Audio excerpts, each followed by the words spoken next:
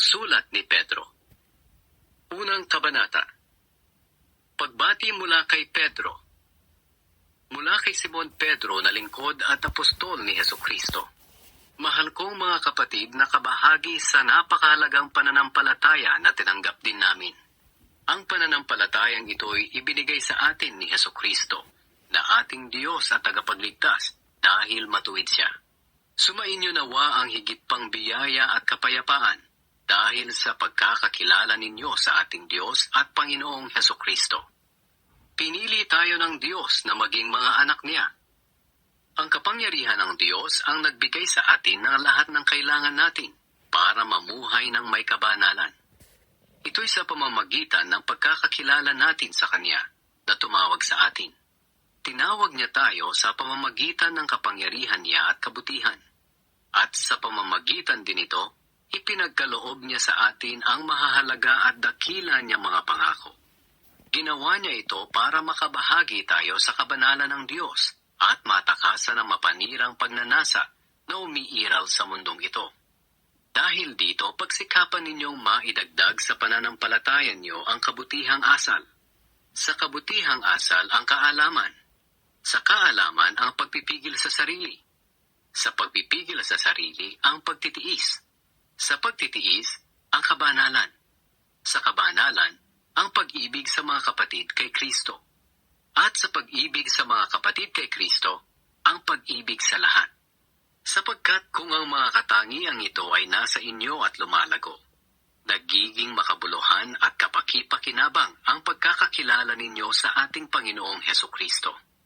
Ngunit ang mga nagkukulang sa mga katangiang ito ay mga bulag sa katotohanan. Nakalimutan na nilang nilinis na sila ng Diyos sa dati nilang mga kasalanan. Kaya nga minamahal kong mga kapatid kay Kristo, pagsikapan ninyong mapatunayan na mga tinawag nga kayo at pinili ng Diyos. Sapagkat kung gagawin nyo ang mga bagay na ito, hindi kayo matitisod, kundi buong galak kayong tatanggapin sa walang katapusang kaharian ng ating Panginoon at tagapagligtas na si Hesukristo. Kaya lagi ko kayong pinapaalalahanan tungkol sa mga bagay na ito, kahit alam nyo na ang mga ito at matatag na kayo sa katotohanang tinanggap ninyo. At sa palagay ko, nararapat lang na paalalahanan ko kayo sa mga bagay na ito habang nabubuhay pa ako. Dahil alam kong hindi na ako magtatagal sa mundong ito. Ang ating Panginoong Hesukristo mismo ang nagpahayag nito sa akin. Kaya gagawin ko ang lahat para makatiyak akong maaalala nyo pa rin ang mga itinuro ko kahit wala na ako rito. Naging saksi kami sa kapangyarihan ni Kristo. Gawa lang. Nasaksihan namin mismo ang kadakilaan niya. Sapagkat ng parangalan at papurihan si Hesukristo ng Diyos Ama, narinig namin ang tinig ng makapangyarihang Diyos na nagsasabi, "Ito ang minamahal kong anak na lubos kong kinalulugdan." Narinig namin mismo ang tinig na nanggaling sa langit noong kasama namin si Jesus doon sa banal na bundok. Dahil nga rito, lalong tumibay ang paniniwala namin sa mga ipinahayag ng mga propeta noon. Kaya nararapat lang na bigyan nyo ng pansin ang mga sinabi nila. Dahil para itong ilaw na tumatanglaw sa madilim na lugar hanggang sa araw ng pagdating ng Panginoon. Tulad siya ng tala sa umaga na nagbibigay liwanag sa isipan ninyo. Higit sa lahat, dapat ninyong tandaan na ang lahat ng isinulat ng mga propeta sa kasulatan ay hindi ayon sa sarili nilang interpretasyon, sapagkat hindi galing sa sarili nilang kalooban ang mga ipinangaral nila, kundi sa banal na Espiritu na nag-udyok sa kanila upang sabihin ang salita ng Diyos. Ikalawang kabanata. Ang mga huwad na guro. Ngunit nagkaroon din ng mga huwad na propeta sa mga mamamayan ng Israel noong araw. At ganito rin ang mangyayari sa inyo. Magkakaroon ng mga huwad na guro sa inyo, at palihim nilang ituturo ang mga aral na makakasira sa pananampalataya ninyo. Itatakwil nila maging ang Panginoon na tumubos sa kanila, kaya biglang darating sa kanila ang kapahamakan. Sa kabila nito, marami pa ring susunod sa nakakahiya nilang pamumuhay. At dahil sa kanila, malalapastangan ang katotohanang sinusunod natin. Dahil sa kasakiman nila, Lilinlangin nila kayo sa pamamagitan ng matatamis na salita para kwartahan kayo. Matagal na nakahanda ang hatol sa kanila at malapit na silang lipulin. Kahit nga ang mga anghel ay hindi kinaawaan ng Diyos nang nagkasala sila. Sa halip, itinapon sila sa malalim at madilim na hukay para roon hintayin ang araw ng paghuhukom. Hindi rin kinaawaan ng Diyos ang mga tao noong unang panahon dahil sa kasamaan nila, kundi nilipol silang lahat sa baha. Tanging si Noe na nangaral tungkol sa matuwid na pamumuhay at ang 7 niyang kasama ang nakaligtas. Hinatulan din ng Diyos ang mga lungsod ng Sodom at Gomora dahil sa kasamaan nila, at sinunog ang mga ito para ipakita ang mangyayari sa masasama. Pero iniligtas ng Diyos si Lot, isang taong matuwid na nababahala sa malaswang pamumuhay ng mga tao.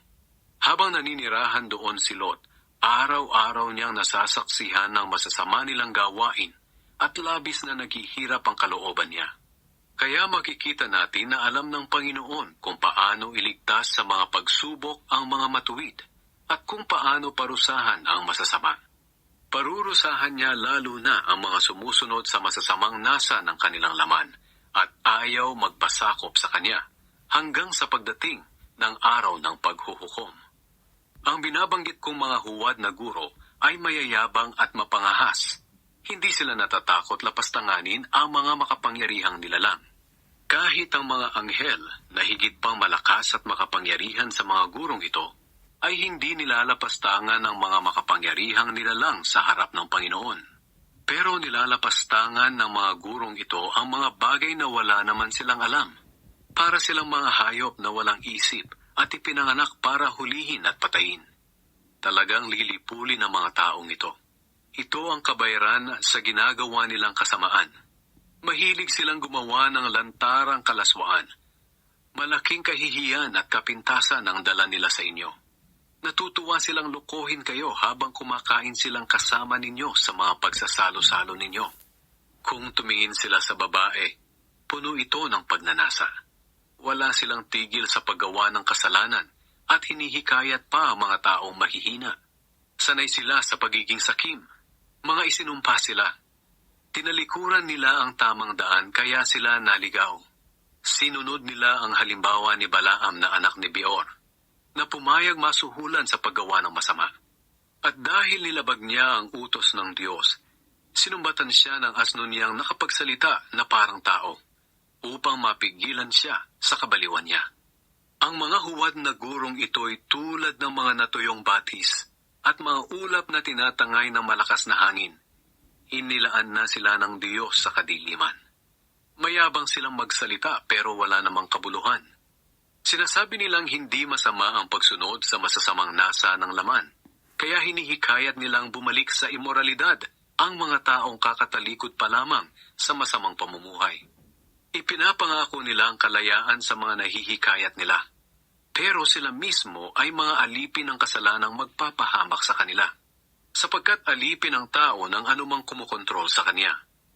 Ang mga taong nakakilala na kay Hesukristo na Panginoon at tagapagligtas ay tumalikod na sa kasamaan ng mundo. Ngunit kung muli silang bumalik sa kasamaan at maging alipin muli nito, mas masahol pa sa dati ang magiging kalagayan nila. Mas mabuti pang hindi na nila natagpuan ang landas patungo sa matuwid na pamumuhay, kaysa sa natagpuan ito at talikuran lang sa bandang huli ang mga banal na utos na ibinigay sa kanila. Bagay sa kanila ang kasabihan, ang aso'y kumakain ng suka niya, at ang baboy paliguan man ay babalik din sa kanyang lubluban. Ikatlong kabanata. Ang pagbabalik ng Panginoon. Mga minamahal, pangalawang sulat ko na ito sa inyo. Sa mga sulat ko, sinikap kong gisingin ang kaisipan nyo sa kabutihan, sa pamamagitan ng pagpapaalala sa inyo ng ilang bagay. Nais kong ipaalala sa inyo ang mga salita ng mga propeta ng Diyos noong una, at ang utos na ibinigay sa inyo ng ating Panginoon na tagapagligtas sa pamamagitan ng mga apostol na isinugo sa inyo. Una sa lahat, dapat ninyong maunawaan na sa mga huling araw ay darating ang mga manliliba at susundin ang masasama nilang nasa. Sasabihin nila, Hindi ba't nangako si Kristo na babalik siya? Nasaan na siya ngayon? Namatay na ang mga magulang namin pero wala pa ring pagbabago mula ng likhain ng mundo. Sinasadya nilang kalimutan ang katotohanan na nilikha ng Diyos ang langit sa pamamagitan ng kanyang salita.